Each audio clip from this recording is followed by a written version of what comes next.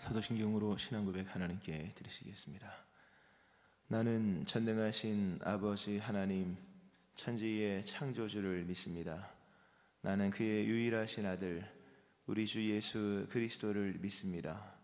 그는 성령으로 잉태되어 동정녀 마리아에게서 나시고 본디오 빌라도에게 고난을 받아 십자가에 못 박혀 죽으시고 장사된 지 사흘 만에 죽은 자 가운데서 다시 살아나셨으며 하늘에 오르시어 전능하신 아버지 하나님 우편에 앉아 계시다가 거기로부터 살아있는 자와 죽은 자를 심판하러 오십니다.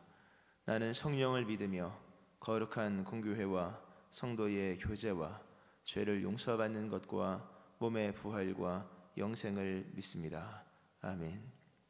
찬송가 272장 찬송 하나님께 드리시겠습니다.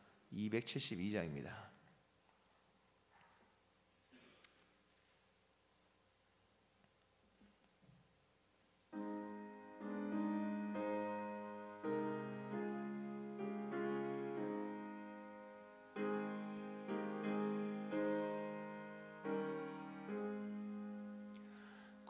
고통의 멍에 벗으려고 예수께로 나갑니다. 자유와 기쁨 베푸시는 주께로 갑니다. 병든 내 몸이 튼튼하고 빈궁한 삶이 부해지며 죄악을 벗어버리려고 주께로 갑니다. 낭패와 실망 당한 뒤에 예수께로 나갑니다. 십자가 은혜 받으려고 주께로 갑니다. 슬프던 마음 위로받고 인생의 풍파 잔잔하며 영광의 찬송 부르려고 주께로 갑니다. 교만한 마음을 내버리고 예수께로 나갑니다. 복되신 말씀 따르려고 주께로 갑니다. 실망한 이 몸 힘을 얻고 예수의 크신 사랑받아 하늘의 기쁨 맛보려고 주께로 갑니다. 죽음의 길을 벗어나서 예수께로 나갑니다. 영원한 집을 바라보고 주께로 갑니다. 멸망의 포구 헤어나와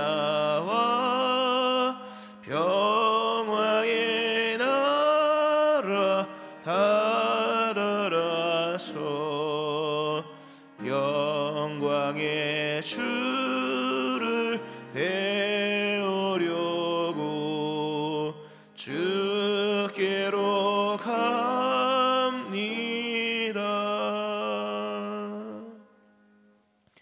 기도하시겠습니다.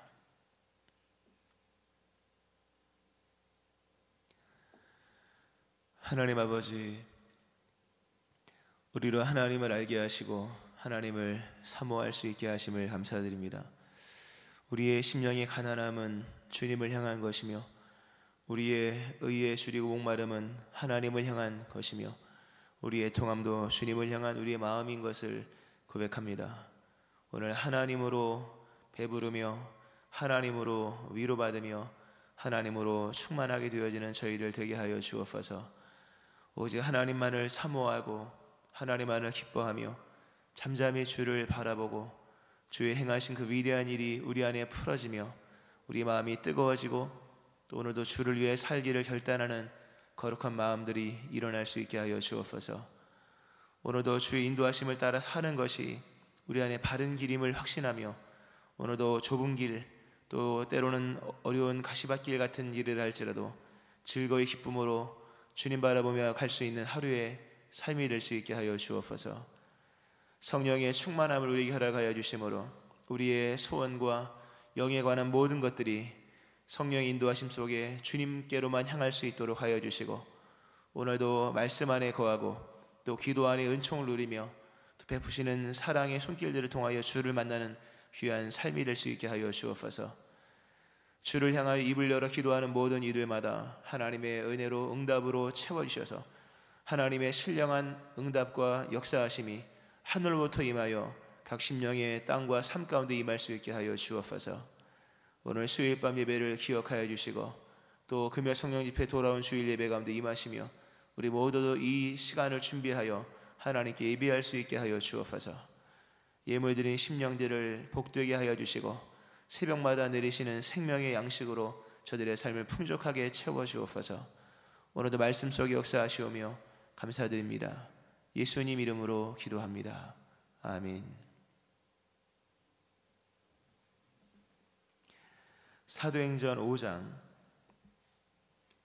27절부터 32절 말씀 보시겠습니다. 사도행전 5장 27절부터 32절 말씀입니다. 교독하시고 마지막 절과 첩독하시겠습니다. 그들을 끌어다가 공회 앞에 세우니 대제사장이 물어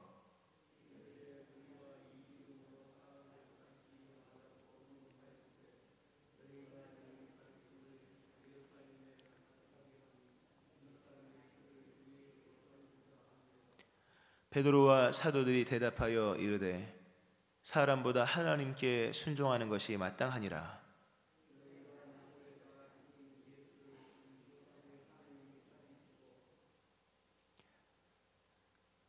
이스라엘에게 회개함과 죄사함을 주시려고 그를 오른손으로 높이사 임금과 구주로 삼으셨느니라. 우리는 이 일의 증인이요 하나님이 자기에게 순종하는 사람들에게 주신 성령도 그러하니라 하더라. 아멘. 하나님의 크신 은혜가 오늘 새벽에 나와서 예배하시는 여러분들이 함께 하시기를 주의 이름으로 축원합니다. 아멘. 조명이 좀 고장이 나서요 고치고 있는 중이라 좀 밝진 않지만 그래도 잘 보일 것이고 소리는 잘 들리니까 잘 들으시기 바랍니다. 공연 앞에 끌려가서 다시 신문을 받는 중에 또다시 베드로가 설교를 하는 말씀이 오늘 본문에 나옵니다. 너희가 나무에 달아 죽인 예수를 우리 조상의 하나님이 살리셨다. 이는 이스라엘에게 회개함과 죄사함을 주시기 위한 하나님의 은총이며 하나님이 그 예수를 높이사 오른손으로 높이사 임금과 구주가 되게 하셨다 라는 말씀이 오늘 본문의 말씀입니다. 지금 공회원들에게 지금 이 말씀이 선포되는 것이죠.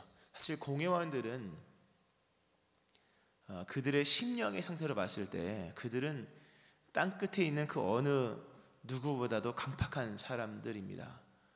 예수를 잡아 죽였고 또 많은 사람이 주님께 돌아오는 그런 장면들을 뭐 여러 장면 속에서 목격을 했음에도 불구하고 예수님을 죽인 이 장본인들 여전히 마음은 닫혀 있습니다. 굳게 닫혀 있고 회개하려는 마음이 일체 없는 이 사람들. 그러니까 이 사람들은 그 어떤 이방인들보다 또는 저 알지 못하는 저 땅끝에 있는 그 어떤 사람들보다도 예수 믿기가 힘든 그런 사람들이었죠.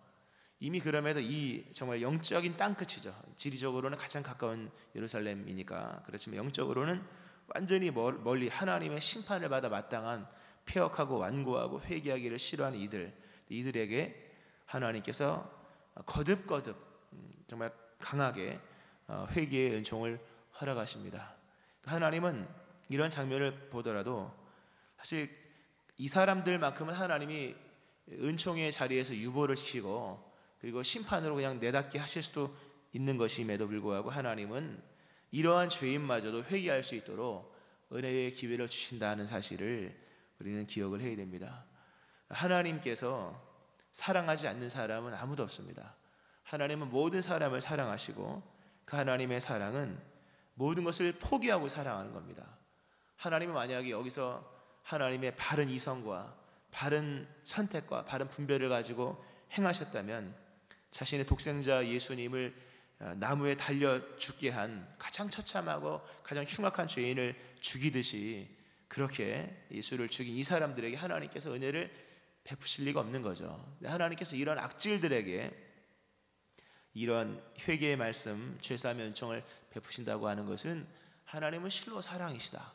이 사랑은 논리에도 맞지 않고 지성에도 맞지 않고 하나님의 일 자체에도 맞지가 않는 겁니다.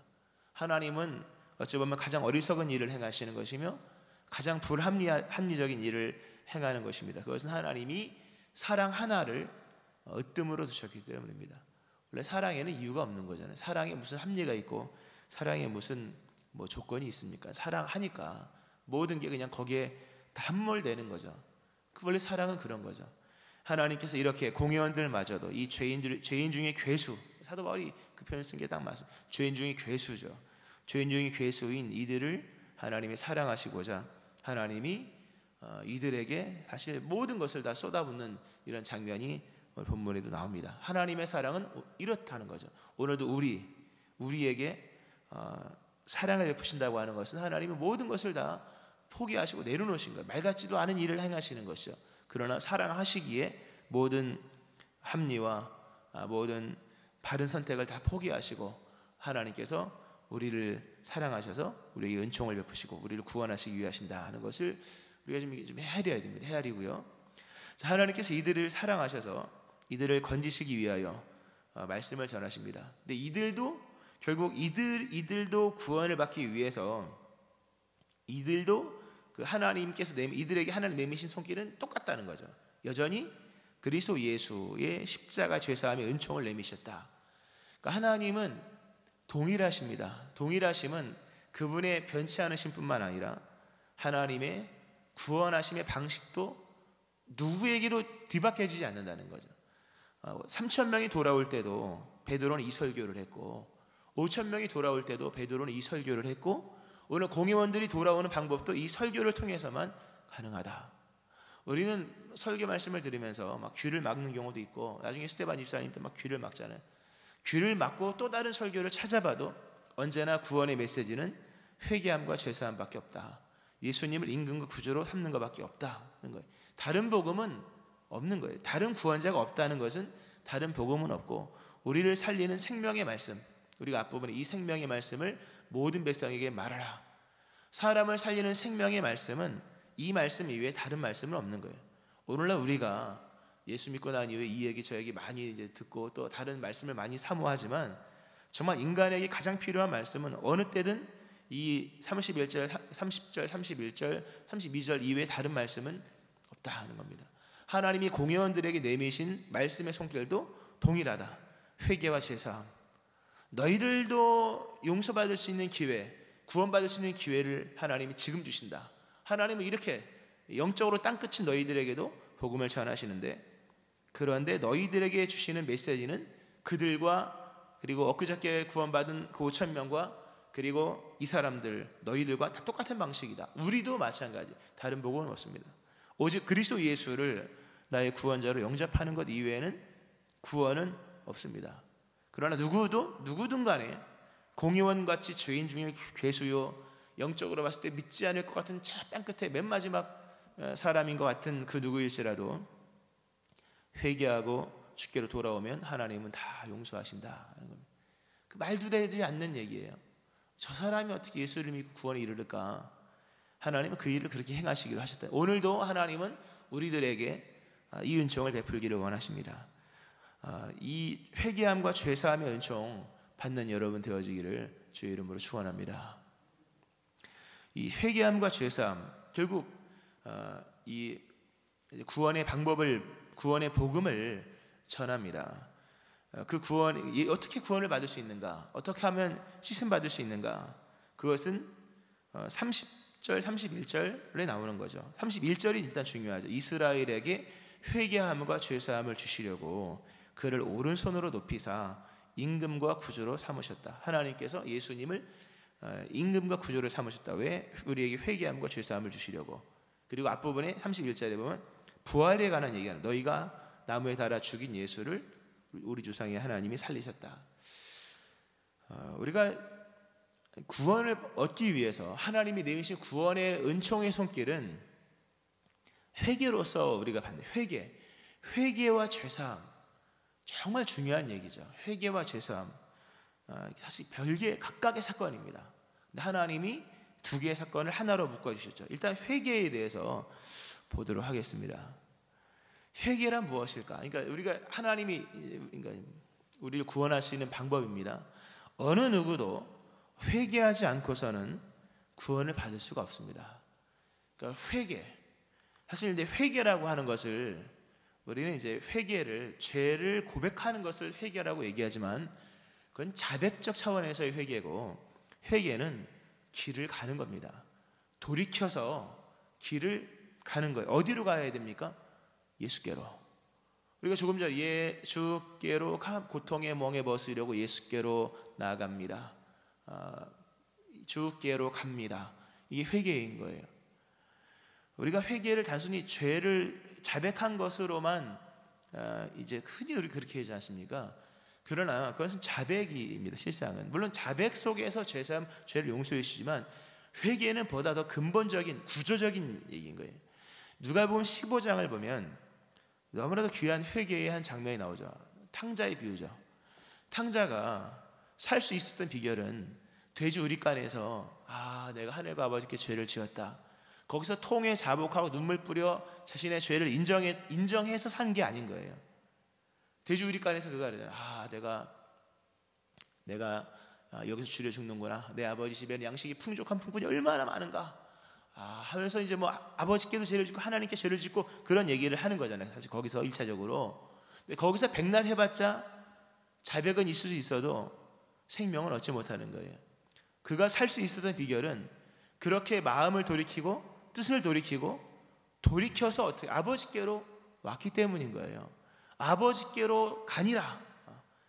그 발걸음 한 걸음 내딛는, 한 걸음 한 걸음 내딛는 그 내디듬이 그게 회개인 거예요. 우리간에서 백날 거기서 후회하고 자백하고 통회해봤자 생명은 거기서 그 자백으로 있는 것이 아니라 아버지께로 돌이키는 돌이킴에서 일어났다는 것이죠. 회개는 여러분 방향을 돌려서 아버지께로 돌아가는 거예요. 날마다 천국을 향해 가는 것이 회개입니다. 죄는 회개하고 방향 없이 살아간다. 과연 그게 회개의 삶일까? 그게 예수 믿는 것일까? 맨날 그냥 회개는 하지만 그 무슨 회개인지도 사실 궁금하죠.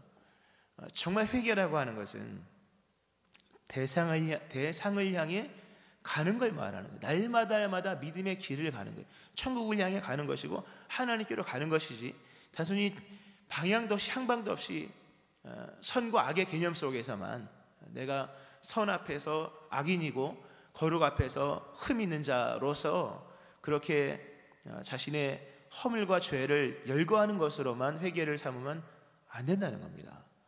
우리가 이 사도행전 속에서 보았을 때 왜 세례가 왜 중요합니까? 세례라고 하는 것은 이제는 그 길을 가겠다는 거예요. 그게 영입식이 아닌 거예요. 그건 삶의 방식을 바꾸겠다. 예수를 위한 삶을 살겠다. 이 삶의 변화, 구조의 변화, 인생의 방향의 변화까지 되어야만 실상은 회개인 거예요. 물론 살 날이 얼마 안 돼서 죽기 전에 회개하면 그것도 물론 다 용서가 되는 것이지만, 그러나 여생이 있는 우리의 삶에서 회개라고 하는 것은 대상을 향해 가는 거예요. 사실 이 대상을 향해 간다는 부분에서 오늘 부활하신 예수를 베드로가 30절에서 얘기하잖아요. 너희가 나무에 달아 죽인 예수를 우리 조상의 하나님이 살리셨다. 너무나도 감사한 표현이죠. 귀한 얘기죠. 만약에 탕자가요, 집으로 돌아왔는데 아버지가 죽으셨어요. 기다리다 못해 정말 아들을 향한 그 상사병에 걸려서 아버지가 죽었다. 그러면 그 회개는 성립이 안 되는 거예요. 물론 하늘과 아버지니까 하나님께 죄를 지었다. 그러나 아버지 품에 안기어야 되는 거예요. 왔는데 아버지가 안 나왔다. 맞아주지도 않았을 뿐만 아니라 또 아버지가 돌아가셨다. 그 대상이 없는 거잖아요. 대상이 없는 회개는 회개가 아닙니다. 하나님이 예수님을 왜 살리셨을까? 오늘 본문에 그 얘기가 나와요. 하나님 예수님을 너희가 달아 죽인 예수를 하나님이 살리셨다. 왜 살리셨을까? 너희로 회개하기 위하여. 이게 무슨 얘기입니까? 예수님이 살아나지 않았다면 너희는 회개할 기회를 잃은 것이다. 너희가 죽인 예수를 너희가 그 죄를 회개하려면 너희가 예수님께로 와야 되는데, 만약에 하나님께서 예수님을 살리지 않았다면 너희는 돌아갈 자리가 없는 거다. 하나님께서 예수님을 살리셨다. 이게 뭡니까? 이 예수님을 죽인 사람들이 돌아올 수 있는 자리를 만들어 주신 거예요. 그리스도 예수의 부활은 우리가 예수님께로 돌아갈 수 있는 기회를 하나님께서 우리에게 주신 거예요. 우리를 의롭다 하시기 위하여 살아나셨느니라. 우리의 죄를 대신하여 죽으실 뿐만 아니라 의롭다 하신 증거로서의 부활도 있겠지만, 우리가 부를 수 있는 이름으로서 부활하셨다는 거죠. 우리가 돌아갈 수 있는 한 지점으로서 예수님이 부활하신 거예요. 예수님 만약 부활 안 하셨다면 어디로 돌아갑니까? 어디로 돌아갈 데가 없는 거예요. 가룟 유다가 자신의 죄를 뉘우쳤지만 잘못된 회개였죠. 뉘우치긴 했으나 돌아오진 못했죠. 예수를 구주로 영접하지 않았기 때문이에요. 돌아와야지 성립이 되는 거예요. 예수께로 와야 되는 거예요. 이 방향이 잡히지 않으면 진정한 회개가 아닙니다. 맨날 돼지우리간에서 눈물뿌리 회개하는데 그게 회개라고 생각하십니까? 그 삶을 버리셔야 돼요. 방향을 돌이키셔야 돼요. 우리 하나님이 그리스도 예수를 부활시키신 것은 예수를 잡아 죽인 이 사람들, 결국 우리도 이 사람들이잖아요. 우리들에게 돌아올 수 있는 자리를 주신 거죠. 예수의 품으로 올 수 있게 하신 거예요. 그래서 부활은 굉장히 중요한 거예요. 오늘도 살리신 예수, 부활의 예수를 얘기한 것은 너희가 죽인 예수, 하나님이 다행히도 감사하게도 살리셨다. 너희가 돌아올 수 있는 자리가 대상이 있다. 이제라도 예수님께로 돌아오면, 예수님을 영접하면, 그분 살아계신 돌아온다. 지금 이제 하늘에 계시지만, 그러나 예수님을 굳이 영접한다는 건 그분에게 돌아간다는, 그분에게 돌이키면 하나님은 너희들의 모든 죄를 다 용서해 주신다. 이게 회개예요, 여러분. 이 회개는 돌아오는 것이다. 누구에게? 부활하신 예수님, 우리의 구원자 예수님에게 돌아오는 거예요. 이렇게 예수님께로 돌아왔을 때 하나님은 죄를 용서해 주십니다. 이게 너무 중요한 얘기. 내가 회개한다고 여러분 죄가 없어집니까? 내가 말한 걸 취소한다고 취소가 됩니까? 우리가 죄를 회개하는 것, 자백과 회개도 다른 것이고, 사실 의미가 죄를 자백한다 해서 그 죄가, 내가 죄를 인정하면 죄가 사라집니까? 그런 거 아니에요. 죄를 자백하면 하나님은 그 진실을 그리스도 예수 안에서 인정해 주시는 겁니다.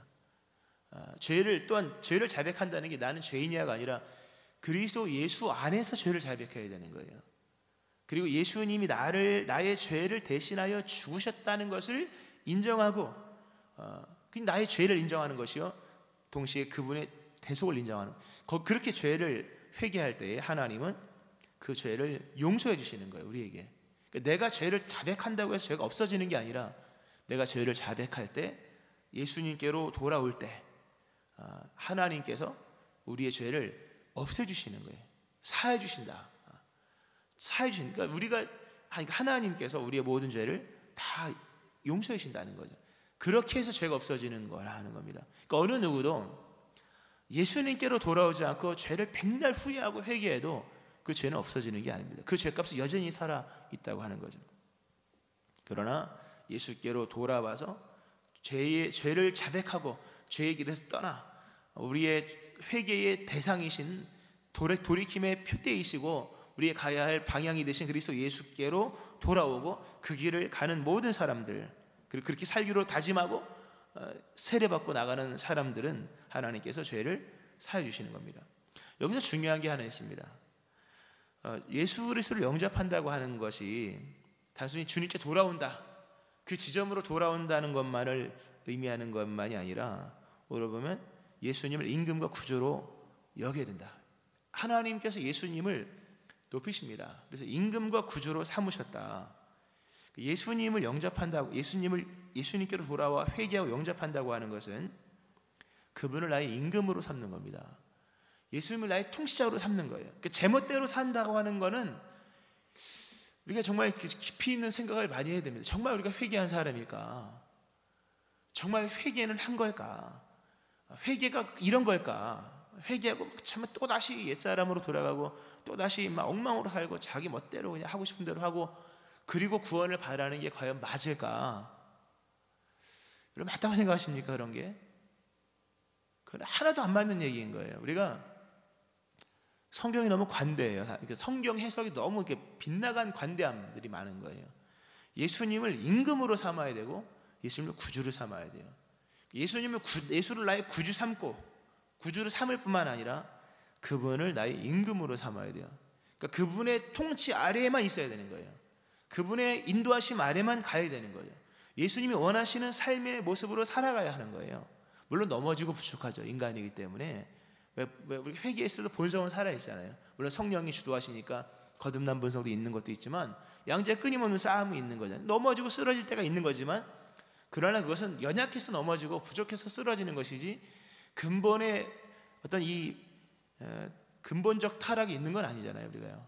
그러니까 넘어지고 부족해서 하나님 도와달라 이거는 용납이 되는 거지만 애초에 마음이 죄 쪽으로 향하고 죄를 추구하고 변화되지 않는 삶을 버젓이 살아간다고 하는 건 정말 버젓이 살아가는 삶에 과연 구원이 있을까? 성경에서 말하는 예수 그리스도를 영접하는 것은 예수님을 임금으로 영접하는 거예요. 그분의 통치, 인도를 부족하지만 길을 쓰고 따라가는 거예요. 부족하지만 힘써 나가는 거예요. 거기에 하나님의 은혜가 임하는 거예요. 근데 오늘 임금으로 예수님을 모시지 않는 자기 멋대로 살아가는 성도들이 많은데 정말 나중에 예수님이 나는 너희를 모른다 이런 일이 생길 수 있는 거예요. 구원이 쉬운 게 아니잖아요. 그리스도 예수께서 이 땅에 오신다는 것 자체가 얼마나 심각한 상태였냐 말씀을 드리지 않습니까? 예수님을 임금과 구주로 삼는 거죠. 그렇게 예수님을 나의 구주로 삼을 때, 나의 임금으로 삼을 때 그분의 통치를 따르고 그 성경을 읽어야죠. 그러니까 당연히 읽고 말씀을 따라 순종하는 삶을 살 때 이 구원인 거예요. 물론 넘어질 때도 있지만 그러나 본심은 아닌 거잖아요. 우리가 이제는요. 중심은 여호와께, 본심은 의를 추구하고 그러니까 넘어지고 쓰러지니까 애통하는 자일 수밖에 없는 것이고 항상 우리가 연약하고 부족하니까 심령이 가난할 수밖에 없는 거죠. 그러나 우리의 내면의 갈망과 우리의 마음의 소원과 우리의 눈물의 근본은 세상이 아니라 하나님을 향한 거잖아요. 이게 회개함과 죄사함, 임금과 구주로 예수를 믿고 나가는 거예요. 여기에 하나님의 구원이 주어지는 거예요. 말씀을 맺겠습니다. 오늘 참 이게 지금은 30절과 31절을 말씀드렸습니다만 하나님께 순종하는 것이 무엇인가에 대한 말씀이 29절에도 나옵니다. 자, 이게 헷갈리는 부분이요. 예수를 믿는 것과 하나님과 무슨 관계가 있냐 이런 부분인데 이건 한 줄만 하고 말씀하시겠습니다. 하나님께 순종을 해야 복을 받잖아요. 신명기 28장에 하나님 말씀에 100% 순종해야 구원을 받는 거잖아요. 그걸 어떻게 가능할 것이가? 하나님께 순종하는 것은 하나님이 보내신 구원자 예수를 믿는 걸 말하는 거예요. 예수 그리스도를 영접하고 예수님을 나의 임금과 구주로 삼고 그분 죄를 자백하고 돌이켜 예수를 향해 나갈 때 하나님은 그것을 하나님께 순종하는 순종으로 받아주시는 거예요. 이제 예수 그리스도 이외의 다른 방법으로 하나님께 순종할 수 있는 방법은 없습니다. 예수님 영접하고 예수께로 나가며 예수님을 구주로 인정하고 임금으로 삼고 그렇게 나갈 때 하나님은 순종하는 백성이라고 말씀하면서 구약에서 말씀하고 있는 순종하는 자에게 주시는 복을 또한 주시는 거예요. 구약은 굉장히 현실적이잖아요. 땅에 속한 복이 얼마나 많습니까? 예수를 믿을 때 우리가 받는 복은 근본은 저 천국이요, 동시에 구약에서 말씀하시는 그 땅에서 받는 복도 이 땅에서 누리는 거예요. 실상은 이거 얼마나 큰 은혜가 있습니까? 예수님을 영접을 하셔야 됩니다. 영접하기 위해서는 예수를 죽인 것이 나 때문이라는 책임을 가지고 있어야 되는 거예요. 오늘 공회원들이 그러잖아요. 이 사람의 피를 우리에게 돌리고자 함이냐? 베드로 맞다 이거예요. 예수를 누가 죽이냐? 너희가 죽인 거다. 그 책임을 인정하고 돌이켜야 된다. 우리의 이 모든 죄에 대한 책임을 통감하고 인정하고 그리스도 예수께로 돌이켜 회개하는 모든 사람들 죄를 용서해 주십니다. 예수님을 구주로 삼고 임금으로 삼는 모든 사람에게 구원이 주어집니다. 이 구원의 은총이 여러분과 임하기를 바라고, 또 이 구원으로 말미암아 행하시는 하나님의 통치가 임하기를 바라고, 하나님께서 이 그리스도 예수 안에서 우리에게 허락하시는 그 복의 복이 여러분과 임하기를 주의 이름으로 축원합니다. 아멘. 기도하시겠습니다.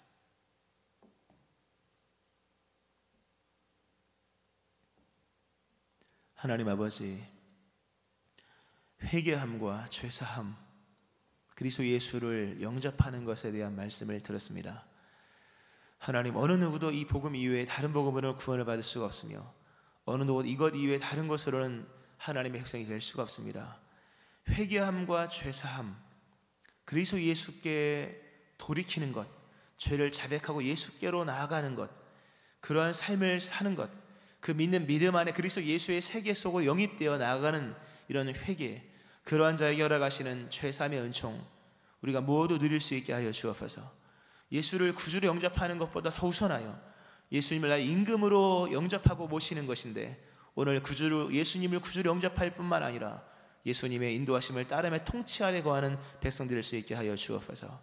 오늘도 이 구원의 은총을 주신 하나님께 감사드리고, 우리의 모든 죄를 씻어주시고 사하신 하나님의 은혜를 감사드리며, 또 그 은총 속에 우리에게 모든 복을 주시는 하나님의 복을 감사드리며 예수님의 이름으로 기도합니다. 아멘. 찬송가 280장 찬송 하나님께 드리시겠습니다. 280장입니다.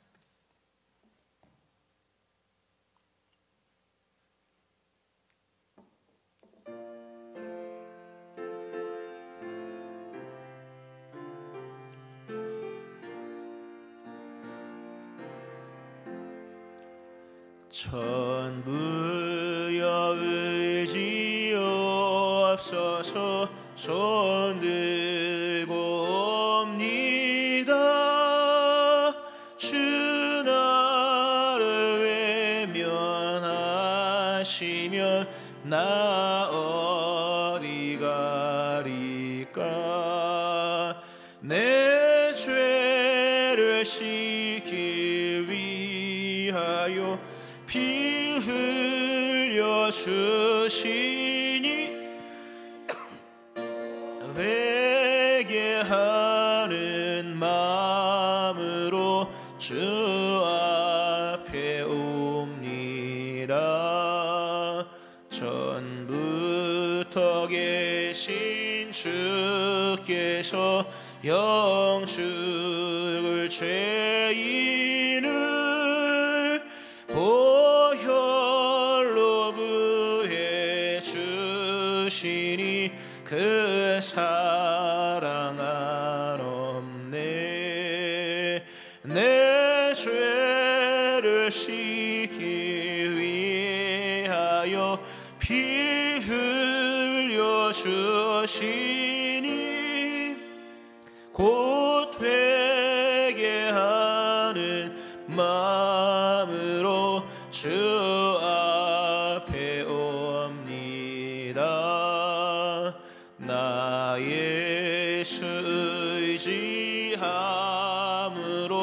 큰 권능 받아서 주님께 구한 모든 것 늘 얻겠습니다.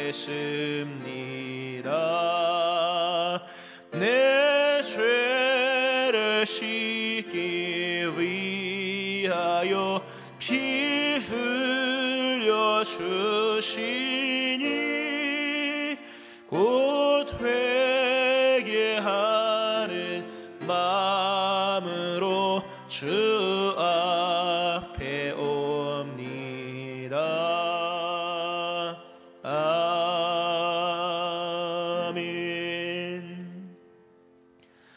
오늘 말씀 기억하면서 주께 회개하고 나가면 다 용서해 주십니다. 회개는 단순한 죄의 열거가 아니라 주께로 돌이켜야 할 것입니다. 오늘도 삶을 뜯어고치고 우리의 삶의 방향을 다시금 붙잡고 하나님을 향해 나아가는 삶이 될 수 있도록 기도하시고, 오늘 수요일 밤 예배를 위해서 또 금요 성령 집회 주일 예배 기억하면서 또 코로나의 종식과 또 하나님의 은총의 속에 교회가 날마다 세워지기를 우리 주의 새 문으로 개인의 기도 함께 통성으로 기도하시겠습니다. 주여,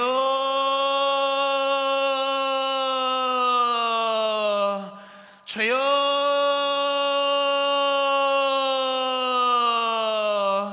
주여.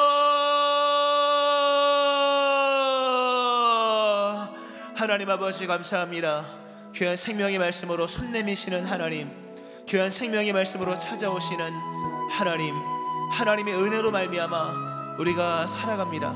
하나님 아버지, 회개와 죄사함, 오직 그 은총 속에서만 우리가 구원을 받을 수가 있습니다. 하나님 아버지, 우리는 죄인이었었습니다. 그러나 여전히 넘어집니다.